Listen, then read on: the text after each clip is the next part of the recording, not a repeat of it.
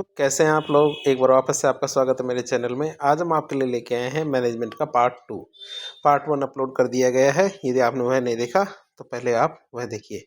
ये सीरीज हमारी जो RS मेंस का पार्ट पेपर 1 है, उसके अंदर बहुत काम का सब्जेक्ट है मैनेजमेंट, उससे के लिए बनाई जा रही है।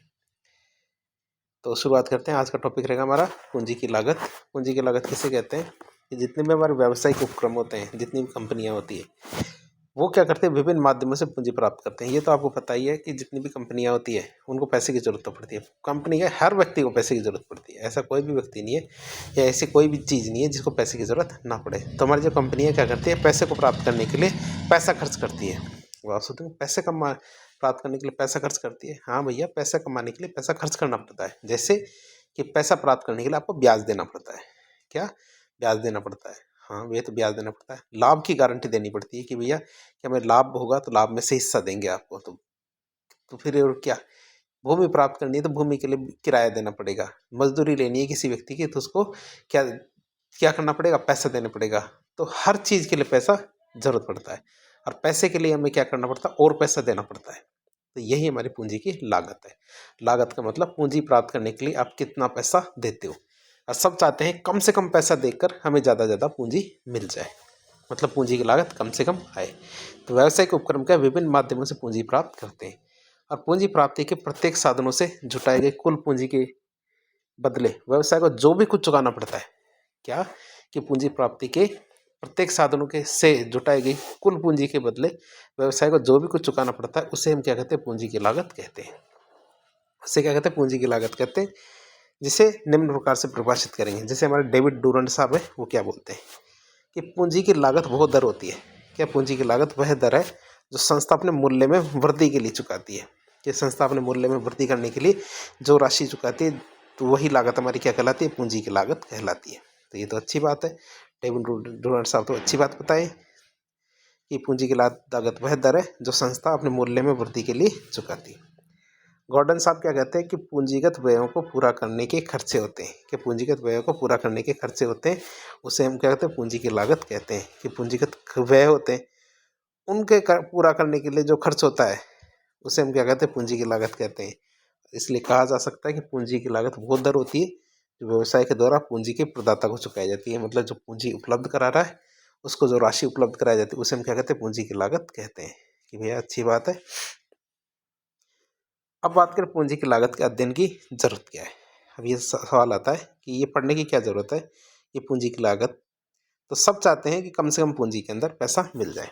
पूंजी की लागत की बात करें तो प्रबंधकों का उद्देश्य केवल पूंजी जुटाना ही नहीं होता। ऐसा नहीं है मैनेजर का कि कहीं से पैसे लाओ, भैया ऐसा नहीं होता। कहीं से तो लाना ही नहीं लाना है, लेकिन कम से कम पैसे में। मतलब प्रबंधकों का उद्देश्य या मैनेजर का उद्देश्य केवल पूंजी जुटाना नहीं होता, बल्कि वे चाहते हैं कि पूंजी की प्राप्ति में जो उपलब्ध विकल्प है, उनमें से सर्वोत्तम विकल्प का चयन किया जाए कि कम से कम खर्चा करके ज़्यादा ज़्यादा पैसा कैसा प्राप्त किया जा सकता है।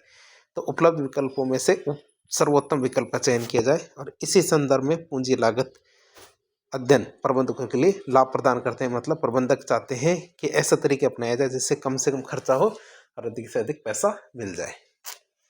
अब ये क्यों जरूरी है? क्योंकि इससे क्या होता है, स्वामी के हितों की सुरक्षा में सहायक है। ये क्या है, जो मालिक है, मालिक के हितों में की सुरक्षा में सहायक कैसे? क्यों? क्योंकि कम से कम पैसा खर्च करना पड़ता है और हमें ज़्यादा से ज़्यादा लाभ मिल जाता है। दूसरा, भावी नीति निर्माण में आसानी रहती है कि भविष्य में हम कैसे पैसे प्राप्त करने, इसको पता करने में कोई ज़्यादा दिक्कत नहीं होती, क्योंकि हमारे पास ऑप्शन खुले रहते हैं।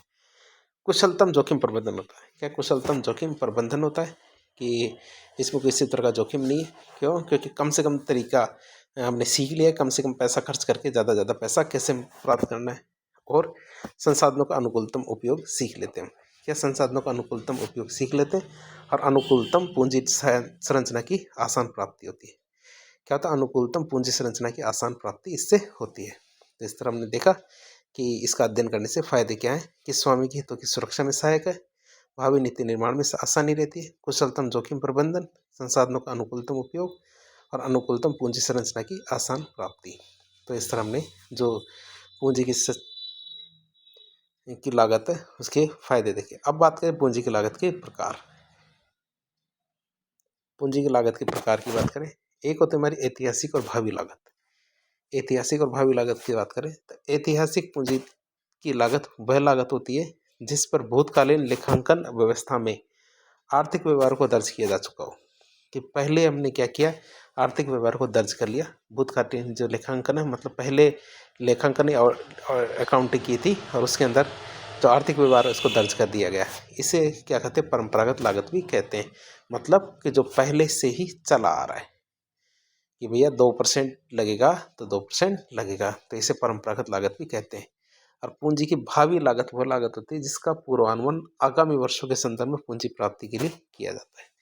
कि आने वाले वर्ष सालों के अंदर पूंजी प्राप्ति के लिए जो पूर्वानुमान लगाए जाते हैं वह हमारे क्या कहलाते हैं, भावी लागत कहलाती है। अर्थात भावी आर्थिक व्यवहार, भावी नहीं है, भावी आर्थिक व्यवहारों को हेतु चुकाए जाने वाली जो लागत होती है वो भावी लागत कहलाती है। मतलब जो पहले से चली आ रही है वो तो हमारी ऐतिहासिक लागत, और जो भावी लागत मतलब भविष्य में जैसा जैसा माहौल चेंज होगा वैसे वैसे क्या है, सभी को पता है। जैसे बस का किराया बढ़ेगा, पेट्रोल की रेट बढ़ेगी, साधनों की कीमतें बढ़ेगी, हर चीज़ की कीमत बढ़ेगी, तो ये दर भी बढ़ेगी। तो हमारी भावी लागत और ऐतिहासिक लागत मतलब जो हमेशा से चलती आ रही है वो ऐतिहासिक लागत। तो विशिष्ट एवं संयुक्त लागत। तो बात करें विशिष्ट और संयुक्त लागत की, तो पूंजी को प्राप्त करने के लिए किसी एक विशिष्ट साधन पर संस्था का खर्च, क्या, पूंजी को प्राप्त करने के लिए किसी एक विशिष्ट साधन पर संस्था का खर्च विशिष्ट लागत कहलाता है। जैसे समतांश पूंजी की लागत, जैसे क्या होती है, समतांश पूंजी की लागत होती है वही।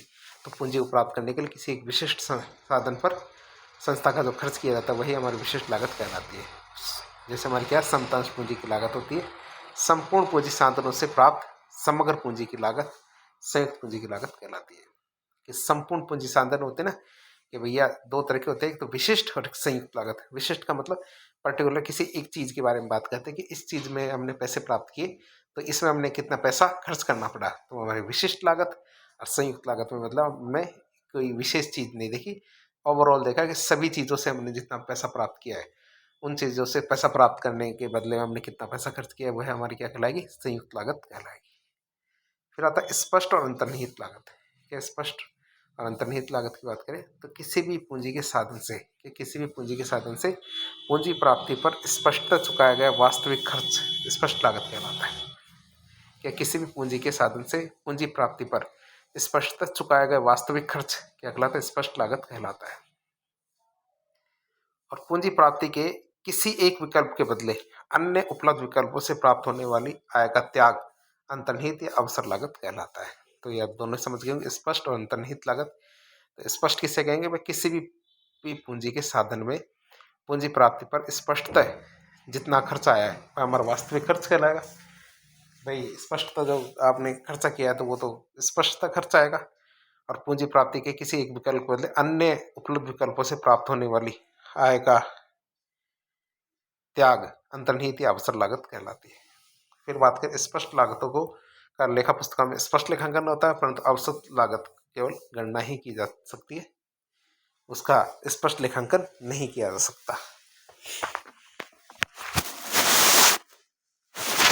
क्यों, क्योंकि कई बार क्या होता है सोशल भी खर्चा किया जाता है। ऐसा नहीं है कि केवल यही खर्चा होता है, सोशल भी होता है। क्योंकि इंसान क्या है, मेहनत करता है तो मेहनत को कभी काउंट नहीं कर पाते। फिर आता औसत लागत और सीमांत लागत। औसत लागत और सीमांत लागत की बात करते हैं, जो मतलब मार्जिनल कॉस्ट होती है उसकी बात करें, मार्जिन कॉस्ट। तो औसत लागत किसी व्यवसाय में विनियोजित समस्त पूंजी में समस्त साधनों का औसत होती है। वो जितना भी पैसा किसी भी व्यवसाय में क्या है कि विनियोजित समस्त पूंजी है, पूरी पूरी पूंजी और समस्त साधन दोनों का यदि अनुपात है, औसत है, वही हमारा क्या कहता है, औसत लागत कहलाएगी। जबकि अतिरिक्त पूंजी के लिए किया गया अतिरिक्त खर्चा ही पूंजी की सीमांत लागत कहलाती है। कि अतिरिक्त पूंजी के लिए अतिरिक्त खर्चा करना पड़ेगा, नॉर्मल है वो तो ठीक है कि भाई व्यवसाय में विनियोजित समस्त पूंजी का समस्त साधनों का औसत होगा, वो तो औसत लागत। और सीमांत लागत किसे कहेंगे, वह अतिरिक्त पूंजी के लिए किया गया अतिरिक्त खर्चा ही कहलाता है, पूंजी की सीमांत लागत कहलाती है। अब देखें पूंजी की विशिष्ट लागतों के प्रकार। ये तो आपको पता होगा, ये ग्राफ तो आप ऐसे देखते ही समझ गए होंगे क्या होता है। कि सबसे पहले क्या होता है, पूंजी आती है।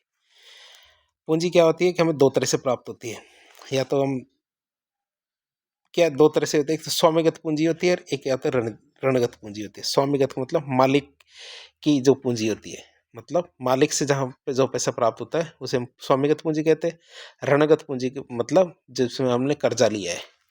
जो स्वामीगत पूंजी होती है उसमें तो क्या होता है, फायदा मिलता है, मतलब लाभांश मिलता है, लाभ के अंदर अंश मिलता है, लाभ का हिस्सा मिलता है। जबकि ऋणगत पूंजी के अंदर में क्या देना होता है, ब्याज देना होता है। अब बात करें स्वामीगत पूंजी भी 3 तरह की होती है।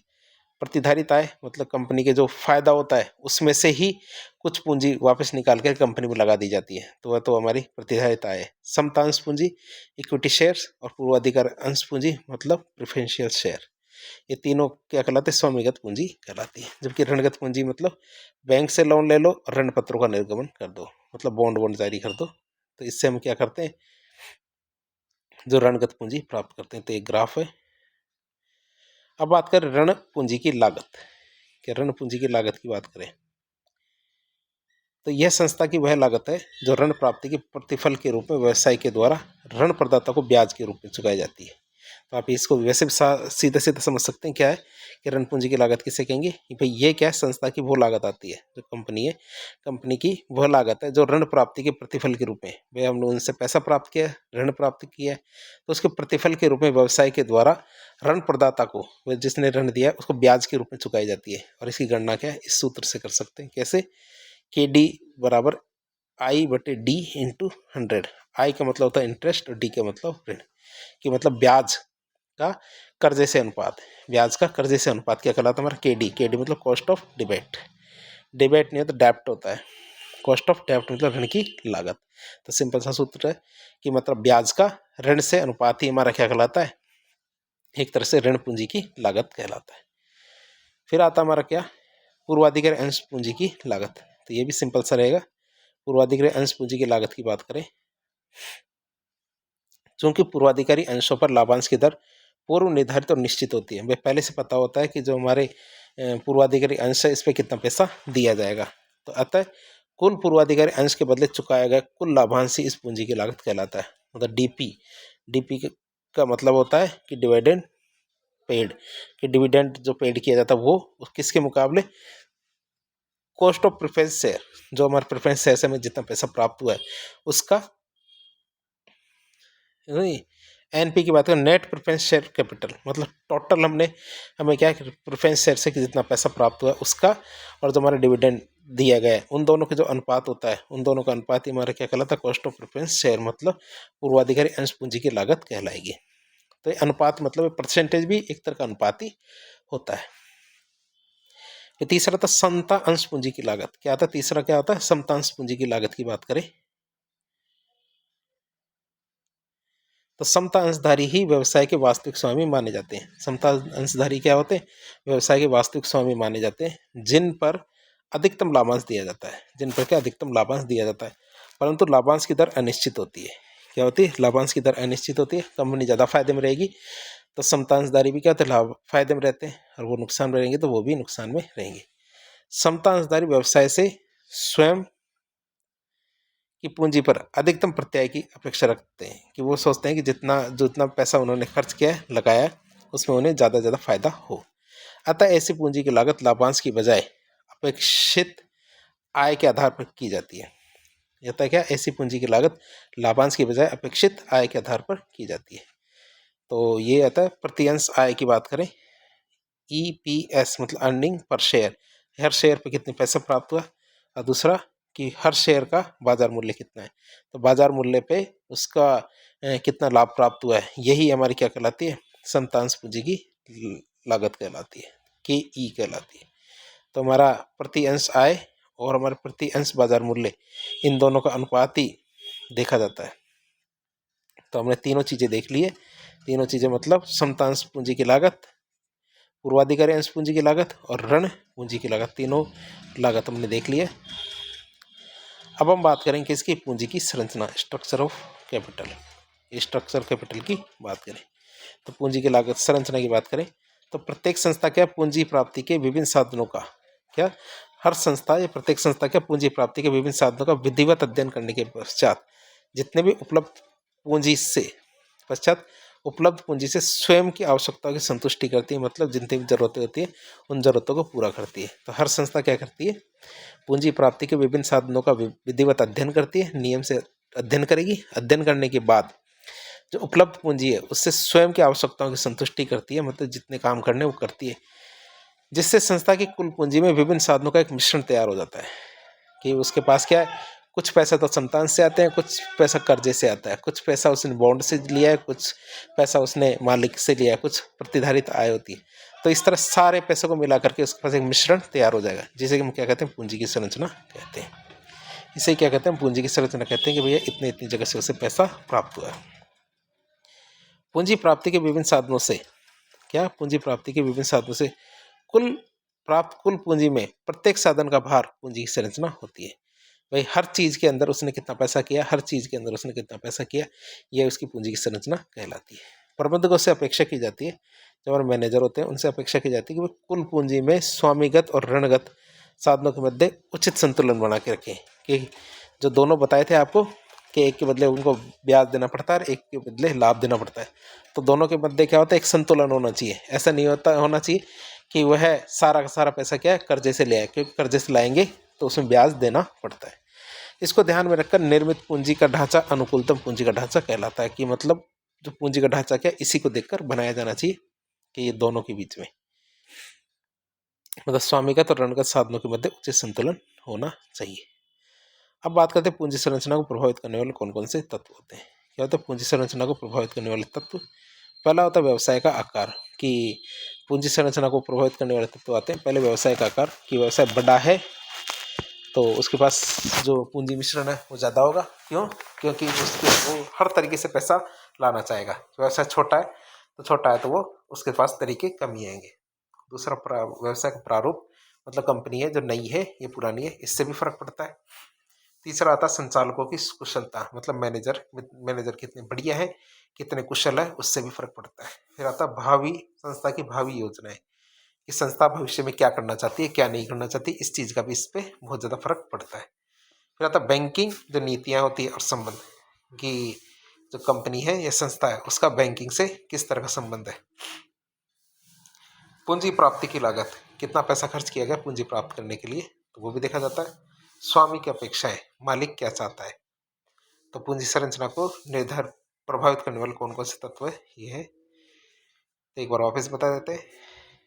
पूंजी संरचना को प्रभावित करने वाला तत्व, एक तो आता हमारा व्यवसाय का आकार, दूसरा व्यवसाय का प्रारूप, मतलब व्यवसाय नया है या पुराना, नई कंपनी है पुरानी कंपनी, तीसरा संचालकों की कुशलता, चौथा संस्था की भावी योजनाएं, पांचवा बैंकिंग नीतियां और संबंध, छठा हमारा पूंजी प्राप्ति की लागत, सातवां स्वामी की अपेक्षाएं। तो इसके साथ क्या पूंजी संरचना को प्रभावित करने वाले तत्व है। अब हम बात करें अनुकूलतम पूंजी संरचना के सिद्धांत।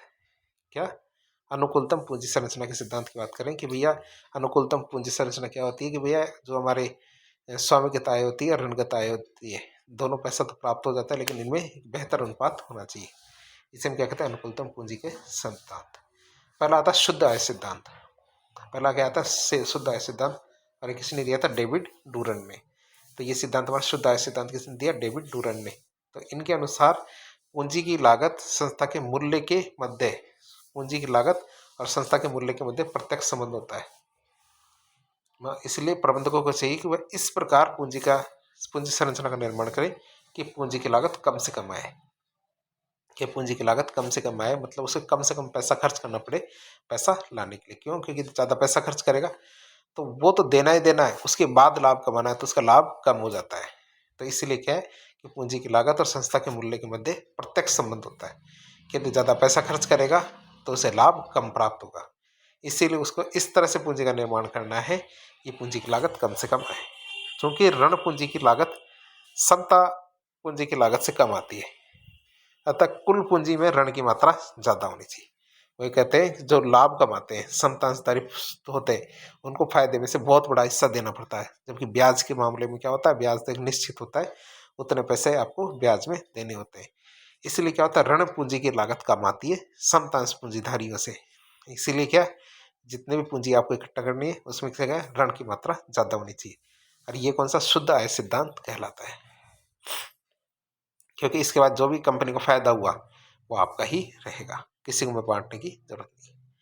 फिर बात करें शुद्ध आय सिद्धांत की पूर्व मान्यता की बात करें तो पूंजी की लागत और संस्था के मूल्य के मुद्दे क्या होता है, प्रत्यक्ष संबंध होता है। या तो पूंजी की लागत और संस्था के मूल्य के बीच में प्रत्यक्ष संबंध होता है, पहली पूर्व मान्यता है। दूसरी, ऋण की लागत समता पूंजी की लागत की तुलना में कम होती है। क्या, ऋण की लागत समता पूंजी की लागत की तुलना में कम होती है। तीसरा, अनुकूलतम पूंजी संरचना हेतु कुल पूंजी में ऋण का भाग ज्यादा होना चाहिए। क्या, अनुकूलतम पूंजी संरचना में क्या कुल पूंजी में ऋण का भाग अधिक होना चाहिए। तो अनुकूलतम पूंजी संरचना में कुल पूंजी में ऋण का भाग ज्यादा होना चाहिए, ये हमारी शुद्ध आय सिद्धांत होता है। फिर आता हमारा कौन सा, शुद्ध परिचालन या संचालन आय सिद्धांत।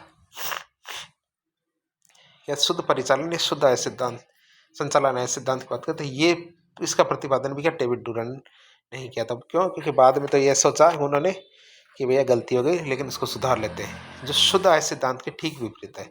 तो ये भी डेविड डूरन ने कहा कि भैया पहले गलती हो गई, अब इसको सुधार लेते हैं। इस सिद्धांत के अनुसार पूंजी की लागत और संस्था के मूल्य में कोई सीधा सीधा संबंध नहीं होता है। तो उसका जस्ट उल्टा है शुद्ध आय सिद्धांत। तो ये है, तो शुद्ध परिचालन आय सिद्धांत की बात करें वो शुद्ध आय सिद्धांत है, शुद्ध परिचालन आय सिद्धांत है। तो इस सिद्धांत का प्रतिपादन भी किसने किया, डेविड डूरन ने किया था, जो क्या कहते हैं शुद्ध आय सिद्धांत के ठीक विपरीत था।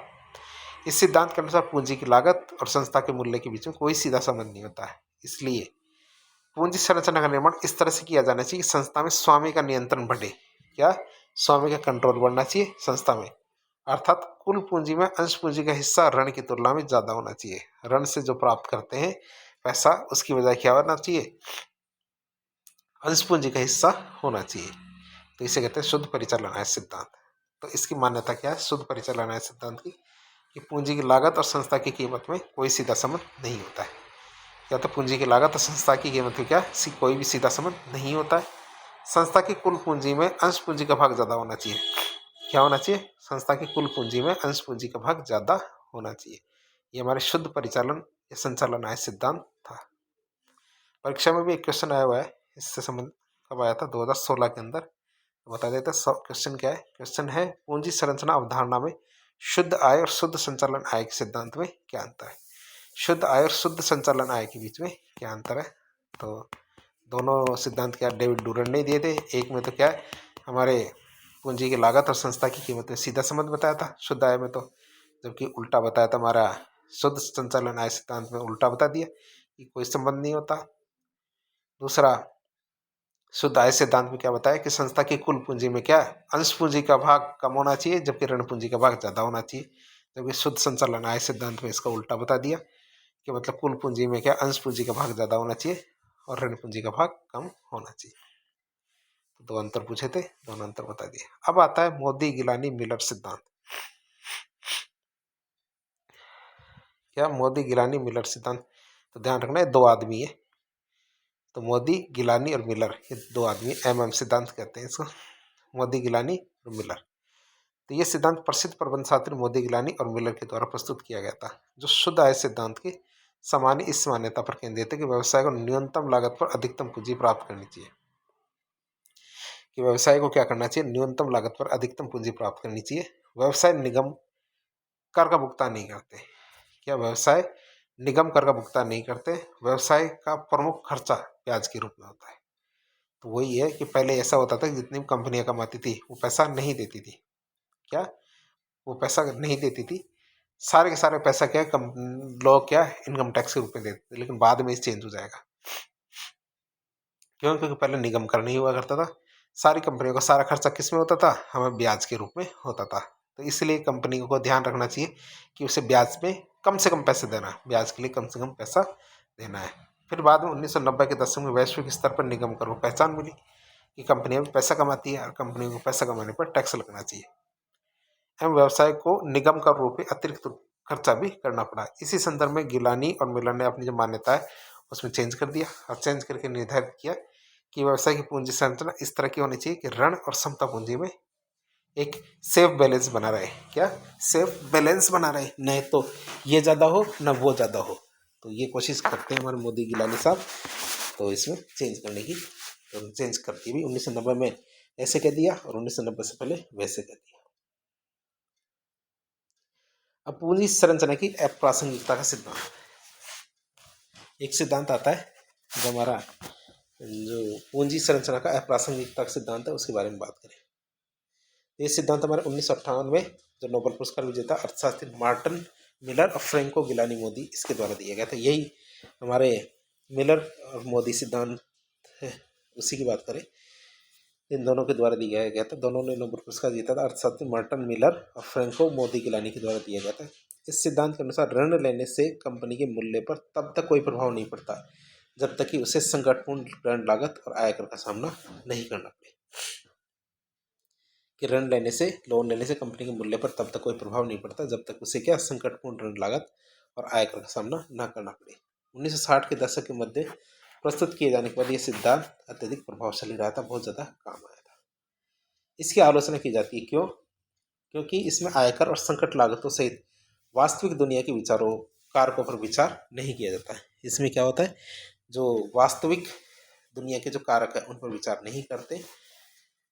ये सिद्धांत के अन्य स्तरों जैसे हमारे लाभ और परिसंपत्तियों को भी ध्यान में नहीं रखता, जो कंपनी के मूल्यांकन को प्रभावित करते हैं। कंपनी के मूल्यांकन को प्रभावित करने में बहुत सारे कारक होते हैं, जिसमें हमारे ये कारक भी है। कौन से? लाभ और परिसंपत्तियाँ। तो हमारे ये सिद्धांत कौन सा? सिद्धांत पूंजी संरचना की अप्रासंगिकता का सिद्धांत। तो ये परीक्षा में भी आया 2023, मतलब लेटेस्ट आया। पूंजी संरचना की अप्रासंगिकता का सिद्धांत किसने दिया? मोदी मिलर ने दिया। और इस सिद्धांत की प्रमुख अवधारणा क्या है वो बता दें। तो इसमें एक बार वापस बता दें। इस सिद्धांत के अनुसार ऋण लेने से क्या पूंजी के मूल्य पर कोई प्रभाव नहीं पड़ता। ये बताते हैं, ऋण लेने से पूंजी की संरचना पर कोई प्रभाव नहीं पड़ता है। हाँ, कंपनी के मूल्य पर कोई प्रभाव नहीं पड़ता जब तक कि उसे संकटपूर्ण ऋण लागत और आयकर का सामना न करना। अब आता भारित पूंजी लागत सिद्धांत। क्या आता? भारित पूंजी लागत सिद्धांत की बात करें। भारित पूंजी लागत सिद्धांत क्या कहता है? पूंजी के ढांचे से जुड़ा यह सिद्धांत शुद्ध आय और शुद्ध परिचालन आय सिद्धांत, इन दोनों के मध्यम मार्ग को अपनाने की बात करता है। या दोनों के बीच में मध्यम मार्ग होना चाहिए। दोनों में ऐसा नहीं होना चाहिए कि शुद्ध रूप से वह हो या शुद्ध रूप से ये हो। दोनों में मध्यम मार्ग को अपनाने के सुझाव देता है, जिसके अनुसार कुल पूंजी में उस साधन का भाग बढ़ाया जाना चाहिए जिससे संस्था को अधिकतम हित प्राप्त किया जा सके। भाई वो भाग है उसको ज़्यादा ज़्यादा काम में लिया जाना चाहिए, जिससे क्या हो, संस्था को की क्या अधिकतम हित प्राप्त हो, संस्था को सबसे ज़्यादा ज़्यादा फायदा हो, वो चीज़ अपनाई जानी चाहिए। भले ही वह समता पूंजी हो या फिर ऋण पूंजी। क्या? भले ही वह समता पूंजी हो या ऋण पूंजी, उस भाग को ज़्यादा बढ़ाया जाना चाहिए जिससे संस्था के लाभ पूरे होते हैं। अब बात करते हैं प्रबंधन में संचार। क्या था? प्रबंधन में संचार भी एक टॉपिक है, कई बार नहीं पढ़ते हैं इसको। प्रबंधन में संचार का मतलब तो जो हमारा मैनेजमेंट है उसमें भी लोग बातें करते हैं, तो बातों का सीन है। प्रबंधन में संचार क्या? एक संगठन के भीतर संचार की योजना बनाने, उसे क्रियान्वित करने, निगरानी करने की प्रक्रिया होती है। ये किसी भी व्यवसाय का एक बहुत ही इंपॉर्टेंट हिस्सा होता है और कई तरीकों से किसी संगठन के प्रदर्शन को भी प्रभावित करता है। बहुत सारे तरीके जिससे क्या है, ये संगठन के जो प्रदर्शन है उसको प्रभावित करता है हमारे प्रबंधन में संचार। अब बात आती है प्रबंधन में संचार जरूरी क्यों है। प्रबंधन में संचार क्यों जरूरी है उसकी बात करें। पहली बात, निर्णय लेने की क्षमता में सुधार करने के लिए प्रबंधन में संचार। पर संचार का मतलब यही होता है कि ऊपर वाला स्तर का अधिकारी नीचे वाले से बातचीत कर रहा है, वो उससे बात कर रहा है, ये उससे बात कर रहा है, तो ये संचार कहेंगे इसे। तो इससे क्या निर्णय लेने की क्षमता में सुधार होता है। जब सभी को समान जानकारी उपलब्ध हो तो निर्णय बेहतर ढंग से लिया जा सकता है। क्या? जब सभी को क्या समान जानकारी उपलब्ध होती है तो इससे क्या होता है, निर्णय बेहतर ढंग से लिया जा सकता है। इससे विश्वास का निर्माण होता है। इससे क्या होता है? विश्वास का निर्माण होता है। अच्छा संचार विश्वास और मनोबल बढ़ाने में मदद करता है। क्या करता है? अच्छा संचार क्या करता है? विश्वास और मनोबल बढ़ाने में मदद करता है, जिससे कार्य वातावरण अधिक सकारात्मक हो सकता है। अच्छा संचार क्या होता है? विश्वास और मनोबल बढ़ाने में मदद करता है, जिससे क्या होता है? कार्य वातावरण अधिक सकारात्मक हो सकता है और इससे क्या जोखिम कम रहता है। बातचीत करने से जोखिम कम ही रहता है। जब हितधारकों को अच्छी जानकारी होगी तो वे समस्याओं की पहचान कर उनका समाधान शीघ्रता से कर सकते हैं। जब क्या होता है, जब हितधारकों को जिनको जो पार्टीज है उन पार्टियों को अच्छी जानकारी होती है चीज़ों के बारे में, तो समस्या का समाधान करके या समस्याओं को पहचान करके उनका समाधान अधिक तीव्रता से अति शीघ्रता से कर सकते हैं। इससे क्या होता है, कार्यकुशलता में वृद्धि होती है। इससे क्या होता है, कार्यकुशलता में वृद्धि होती है, कार्यकुशलता को बढ़ावा मिलता है। जब हर किसी को अपनी जिम्मेदारियां और समय सीमाएं पता होती है तो उत्पादकता अपने आप बढ़ जाती है। क्या होता है, जब हर किसी को अपनी जिम्मेदारियां और समय सीमाएं पता होती है तो उत्पादकता बढ़ जाती है। अब बात करते हैं संचार को कैसे बेहतर बना सकते हैं। भाई, दो लोगों के बीच में, दो कंपनियों के बीच में, ग्राहक और उत्पादक के बीच में संचार की बात करें तो संचार को बेहतर कैसे बनाया जा सकता है। तो बात करें, पहले तो संक्षिप्त और प्रासंगिक होना चाहिए संचार। क्या होता है, संक्षिप्त और प्रासंगिक होना चाहिए संचार। तो यह सुनिश्चित करके कि संचार स्पष्ट और संक्षिप्त हो, सूचना के अतिभार से बचे। सूचना के अतिभार का मतलब ज़्यादा सूचना देने से बचे, जितनी जरूरत हो उतनी दी जानी चाहिए, संक्षिप्त होनी चाहिए, प्रासंगिक मतलब काम की होनी चाहिए। फिर सांस्कृतिक रूप से संवेदनशील बने। क्या हो, सांस्कृतिक रूप से संवेदनशील बने मतलब गलतफहमी से बचने के लिए सांस्कृतिक अंतर और बारीकियों पर विचार करें। क्या, गलतफहमियों से बचने के लिए सांस्कृतिक अंतर और बारीकियों पर विचार करें। फिर तकनीकी रूप से कुशल बने, तकनीकी प्रगति से अवगत रहें और साइबर सुरक्षा जोखिम जैसी चुनौतियों का समाधान करें। कि मतलब कोई हमारी बातें हैक ना कर ले, ट्रैक ना कर ले, तो इस तरह के जोखिम होते हैं, उनसे सुरक्षित रहना चाहिए। परिवर्तन का प्रबंधन करें मतलब कर्मचारियों को नए संचार उपकरणों और रणनीतियों को अपनाने में सहायता करें। जो हमारे कर्मचारी है तो कर्मचारी को नए संचार उपकरणों और रणनीतियों को बनाने में सहायता करें। फिर बात करें प्रबंधकों के लिए संचार कौशल। प्रबंधकों के लिए संचार कौशल की बात करें तो संचार कौशल कई क्षेत्रों में प्रबंधकों के लिए बहुत ज़्यादा इंपॉर्टेंट होता है। क्या होता है, संचार कौशल कई क्षेत्रों में प्रबंधकों के लिए महत्वपूर्ण है, जिसमें निर्देश प्राप्त करना, फीडबैक देना और विवादों का समाधान करना शामिल होता है। तो संचार कौशल क्या होता है, कौशल का मतलब जो कोई उनको आना चाहिए ना, किस तरह से बात करनी, किस तरह से क्या नहीं करना है, क्या करना है, तो ये कौशल तो होनी चाहिए, एक्सपर्टीज होनी चाहिए। तो कई क्षेत्रों में प्रबंधकों के लिए बहुत ज़्यादा जरूरी है, जिसमें क्या होता है, निर्देश प्रदान करना, फीडबैक देना और विवादों का समाधान करना, ये सब चीज़ें इसमें शामिल रखते हैं। फिर आता प्रबंधन में संचार की बाधाएं। क्या था, प्रबंधन में संचार की बाधाएं क्या है। प्रबंधन में संचार की बाधाएं शारीरिक, मनोवैज्ञानिक, भाषाई और सांस्कृतिक। यस, शारीरिक, मनोवैज्ञानिक, भाषाई, सांस्कृतिक हो सकती है।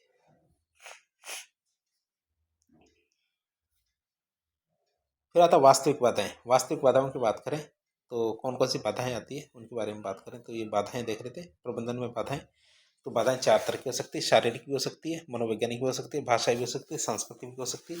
पहली बाधा आती है वास्तविक बाधाएं। वास्तविक बाधाओं में दो लोगों की बातचीत में कैसी बाधा। पहली बाधा, इक्विपमेंट ही खराब है, मतलब खराब उपकरण संचार में बाधा डालते हैं। भाई आपकी इक्विपमेंट खराब है, नेट नहीं आ रहा, लाइट नहीं आ रही, कनेक्शन नहीं आ रहा, टावर नहीं आ रहे, तो ऐसी बाधाएं होती हैं, इन्हें हम क्या कहते हैं, इक्विपमेंट वाली बाधा, मतलब खराब उपकरण संचार में बाधा डालते हैं।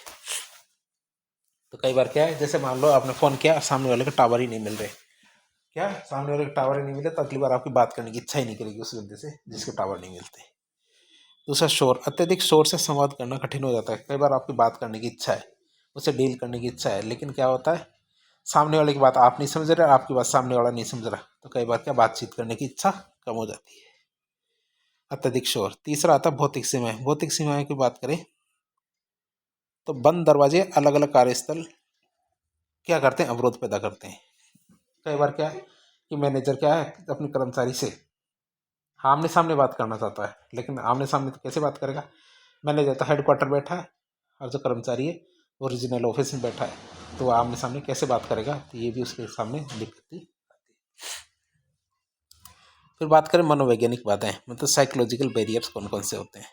ठीक है, मनोवैज्ञानिक बाधाओं की बात करें तो इसके अंदर आता है पहला, इमोशनल स्टेट, मतलब भावनात्मक स्थिति की बात करें तो किसी व्यक्ति की भावनात्मक स्थिति इस बात को प्रभावित कर सकती है कि वह कितनी अच्छी तरह से संवाद करता है। भाई कोई भावनात्मक रूप से कितना सुदृढ़ है, कितना बढ़िया है आदमी है, तो इस बात का पता कैसे चलता है, इस बात को पता चलता है कि वह कितनी अच्छी तरह से बातचीत करता है। वह यदि बहुत बढ़िया तरीके से बातचीत करता है तो इसका मतलब उसकी भावनात्मक स्थिति अच्छी है, और वह यदि ठीक से बात नहीं कर पाता है, इसका मतलब वह उसकी भावनात्मक स्थिति ठीक नहीं है। संज्ञानात्मक पूर्वाग्रह, कॉग्निटिव बायस, मतलब संज्ञानात्मक पूर्वाग्रह लोगों को दूसरों और स्थितियों को सही ढंग से समझने में रोक सकते हैं। संज्ञानात्मक पूर्वाग्रह क्या होते हैं, लोगों को दूसरों और स्थितियों को सही ढंग से समझने में से रोक सकते हैं। क्यों? कि कई बार क्या होता है, संज्ञानात्मक पूर्वाग्रह की बात करें तो कई बार क्या है कि लोग पहले से अंदाज़ा लगा लेते हैं कि ये तो आदमी बेकार है, ये आदमी तो बहुत बढ़िया है, तो पहले से अंदाज़ा लगा लेते हैं, जबकि उसने कभी उससे बातचीत ही नहीं की है। तो ये चीज़ भी क्या है, सही ढंग से बात करने में रोकता है इंसान को। फिर भाषा संबंधी बाधाओं की बात करें, किसकी? भाषागत संबंधी बाधाओं की बात करें तो भाषागत अंतर की बात करें, लैंग्वेज डिफरेंसेस, तो विभिन्न भाषाएं, बोलियां, उच्चारण वर्तनी अवरोध पैदा करती है। मतलब कई बार हम जो बात बोलते हैं सामने वाले को ठीक से समझ नहीं आती। क्यों? क्योंकि वो हमारी भाषा नहीं बोलता और हम उनकी भाषा नहीं बोलते, और बोलते भी है ना तो टूटी फूटी भाषा बोलते हैं। कैसी भाषा बोलते हैं? टूटी फूटी भाषा बोलते हैं, जिससे सामने वाले को बात करने में मज़ा ही नहीं आता, तो बातचीत नहीं करता है। फिर आता है अर्थगत बाधाएं या सिमेंटिक बाधाएं, मतलब भाषा ज्ञान की कमी से धारा प्रवाह बोलना मुश्किल हो जाता है, कि जिस भाषा के बारे में हम ज़्यादा कुछ जानते नहीं है उसके बारे में क्या, जब अपने भाव व्यक्त करते हैं तो ठीक से बोल नहीं पाते, हमारी भाषा परिशुद्ध नहीं होती। परिशुद्ध मतलब इतने सही नहीं होती कि वो सामने वाला उसको रिलेट कर पाए। तो इसे हम क्या कहते हैं? Semantic barrier. इसे कहते हैं अर्थगत बाधा या सिमेंटिक बैरियर कहेंगे। फिर आता है संगठनात्मक बाधा। कहते हैं संगठनात्मक बाधा मतलब ऑर्गेनाइजेशनल बैरियर, मतलब संगठनात्मक संरचना, मतलब ऑर्गेनाइजेशनल स्ट्रक्चर की बात करें, विभिन्न संरचनाओं के कारण गलत संचार, गलत सूचना और पारदर्शिता की कमी हो सकती है।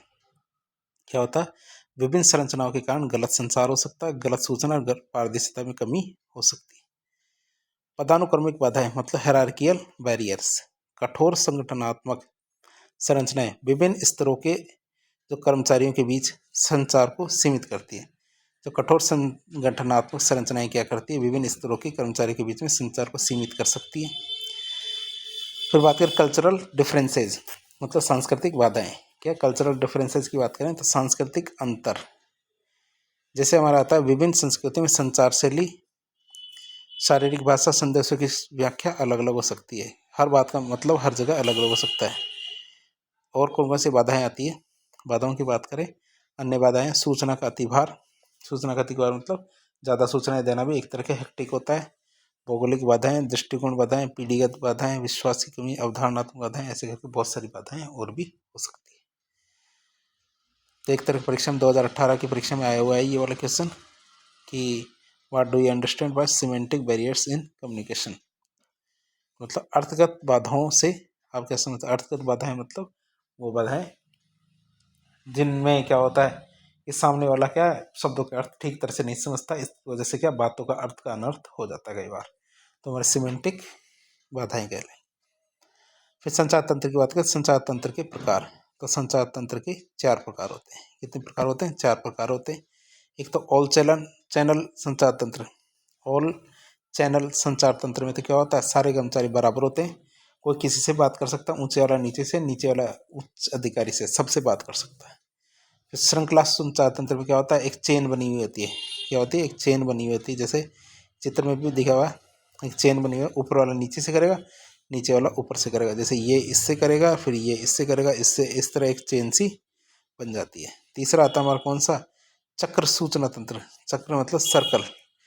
सर्कल की बात करें तो कहते हैं ना ये तो इसके सर्कल का आदमी है, वो कहते हैं ना कि ये तो इस सर्कल के आदमी है, उसी से बात करेगा। तो वही बात है, जो मतलब सेम पदों पे होते हैं वो तो आपस में खुल के बात करते हैं, और दूसरे सर्कल के आदमी से ठीक से बात नहीं करते। ठीक से मतलब औपचारिक बातें करते हैं, जैसे नियम कानून की होती है, जबकि उसी सर्कल में वो खूब चाय पानी दोस्ती रखते हैं। व्रत सूचना तंत्र।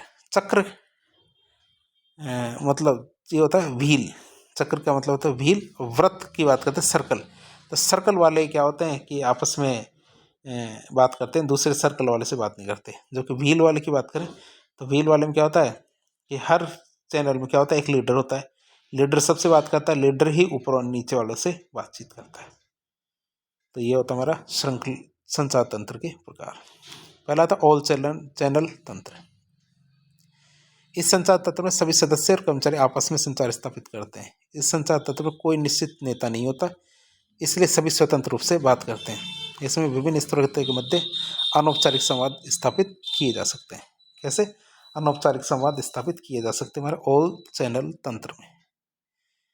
फिर आता श्रृंखला सूचना तंत्र। क्या आता? श्रृंखला सूचना तंत्र की बात करें, इसमें निश्चित क्रम में व्यक्तिगत संवाद स्थापित किए जाते हैं। इसमें क्या होता है, निश्चित क्रम में व्यक्तिगत संवाद स्थापित किए जाते हैं। इसमें उच्च स्तर से संवाद शुरू किए जाते हैं और निम्न स्तर तक संवाद जाते हैं। श्रृंखला सूचना तंत्र में क्या, उच्च स्तर से संवाद शुरू किए जाते हैं और निम्न स्तर तक संवाद जाते हैं। तीसरा था चक्र सूचना तंत्र। क्या था, चक्र सूचना तंत्र। इसमें क्या, एक नेता होता है जो सबसे संवाद करता है, सब उससे करते हैं। इसमें क्या होता है, एक नेता होता है जो सबसे संवाद रखता है और सब उससे संवाद रखते हैं, मतलब बातचीत रखते हैं। फिर आता है व्रत सूचना तंत्र। तो इसमें क्या, समान स्तर के लोग आपस में मुक्त संचार करते हैं। क्या करते हैं, समान स्तर के लोग आपस में मुक्त संचार करते हैं, लेकिन अन्य स्तर से अनौपचारिक संवाद स्थापित करते हैं। मतलब दूसरे स्तर से जब बात करनी होती है तो ठीक से बात करते हैं। ये भी क्वेश्चन आया 2016 के अंदर कि चक्र श्रृंखला व्रत सूचना तंत्र में क्या क्या है संबंध, तो वो समझाइए। तो ये आपने देख लिया है। अब आता हमारा भारार्पण, प्रत्यायोजन, प्रत्यायुक्ति और डेलीगेशन किसे कहते हैं। ये हमारे जो पबेड है उसमें भी आता है कि उच्च अधिकारी क्या होता है। एक मिनट, जो हमारे उच्च अधिकारी होते हैं उनके पास क्या, काम भी ज़्यादा होता है और समय भी कम होता है। क्या, काम भी ज़्यादा होता है और समय भी कम होता है, इसलिए वो क्या करते हैं, अपने काम को जो अपने नीचे का कर्मचारी होता है उसको दे देते हैं। साथ ही साथ क्या, अपने कार्य का जो आरोपण कर देते हैं, मतलब अपने कार्य उसमें से बांट के उसको दे देते हैं। तो क्या, कार्य के साथ अधिकार भी दे देते हैं, कर्तव्य के साथ अधिकार भी दे देते हैं। इसे हम भारार्पण या प्रत्यायोजन या फिर डेलीगेशन कहते हैं। तो भारार्पण से आशय क्या होता है, कार्यभार को सौंपे जाने से होता है। एकाकी व्यक्ति केवल एक मानव शक्ति का निर्माण करता है, मतलब एक व्यक्ति केवल एक ही कार्य कर सकता है, सारे कार्य नहीं। जहाँ पर किसी व्यक्ति का कार्यभार उसकी क्षमता से बाहर बढ़ जाता है तो वह अन्य व्यक्तियों को अपने अतिरिक्त कार्यभार को सौंप देता है, और इसे भारार्पण या प्रत्यारोपी कहते हैं। भारार्पण एक साधन है जिसके माध्यम से एक उच्च अधिकारी दूसरे अधीनस्थ अधिकारियों के साथ अपने प्रबंधकीय दायित्व में हिस्सा बटाता है। भारार्पण क्या होता है, भारार्पण एक साधन है जिसके माध्यम से क्या होता है, एक उच्च अधिकारी दूसरे अधीनस्थ अधिकारियों के साथ अपने प्रबंधकीय दायित्व में हिस्सा बटाता है। जिस प्रकार अधिकार प्रबंध की कार्य की कुंजी है, उसी प्रकार भारार्पण संगठन की कुंजी होती है। अधिकार क्या होता है, प्रबंध के कार्य की कुंजी होती है, उसी तरह भारार्पण संगठन की कुंजी बन जाती है। हम बात करें कुछ विद्वानों के द्वारा भारार्पण के लिए दी गई कौन कौन सी परिभाषाएं हैं, उसकी बात करते हैं। प्रोफेसर थियो हेमन के अनुसार क्या है, भारार्पण का आशय केवल अधीनस्थों को निर्दिष्ट सीमाओं के अंतर्गत, ये शब्द डालना जरूरी है, सीमा, तो निर्दिष्ट सीमाओं के अंतर्गत कार्य करने का अधिकार प्रदान करना है। तो प्रोफेसर थियो हेमन कहते हैं कि भारार्पण का आशय केवल अधीनस्थों को निर्दिष्ट सीमाओं के अंतर्गत कार्य करने का अधिकार प्रदान किया जाना ही हमारा क्या, भारार्पण कहलाता है। फिर बात करें EFL ब्रेच। EFL ब्रेच के अनुसार देखिए संक्षेप में, भारार्पण का आशय है कि प्रबंध प्रक्रिया के 4 तत्वों में से प्रत्येक का एक अंश दूसरे को हस्तांतरित करता है। क्या है, प्रत्येक का एक अंश दूसरे को हस्तांतरित करता ही है, ये हमारा भारार्पण कहलाता है।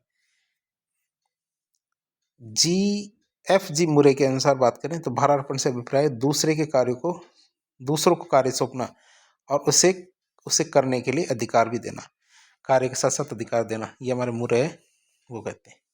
तो इस तरह भारार्पण की हमने कुछ परिभाषाएं देखी। अब भारार्पण के लक्षण और उसकी विशेषताएं देख लेते हैं। भारार्पण के लक्षण और विशेषताओं की बात करें तो भारार्पण एक प्रक्रिया होती है जिसके द्वारा कुल भाग का भाग व्यक्ति अथवा कुछ व्यक्तियों को सौंप दिया जाता है, या तो एक व्यक्ति को दे देते हैं या फिर एक से ज़्यादा व्यक्तियों को उसका कार्य सौंप दिया जाता है। भारार्पण हमेशा ऊपर से नीचे की ओर होता है, नीचे वाला व्यक्ति अपने ऊपर वाले को काम नहीं दे सकता, लेकिन ऊपर वाला व्यक्ति नीचे वाले को काम जरूर दे सकता है।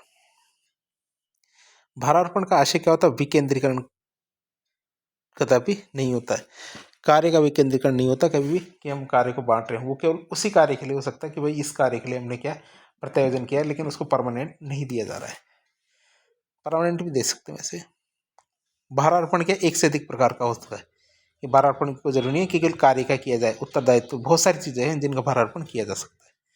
भारार्पण असहयोग न होकर सहयोग प्राप्त करने की प्रक्रिया होती है। कि भारार्पण से क्या होता है, सहयोग प्राप्त करने की एक प्रक्रिया है। भारार्पण संगठन के कार्य का एक महत्वपूर्ण अंग होता है।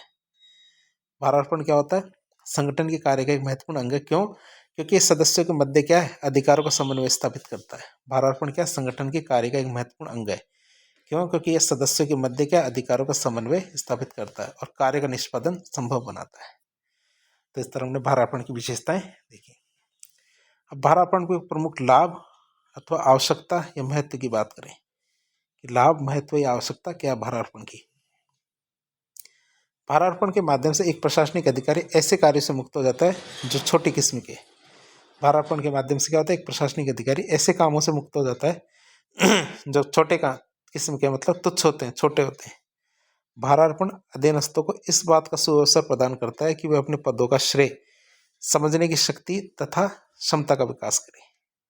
तो भारार्पण के अधीनस्थों को इस बात का सुअवसर प्रदान करता है कि अपने पदों को श्रेष्ठ पदों का क्षेत्र है वो समझने की शक्ति और क्षमता का विकास करे। वही धीरे धीरे धीरे करके उनके क्षमता का विकास भी तो करना है।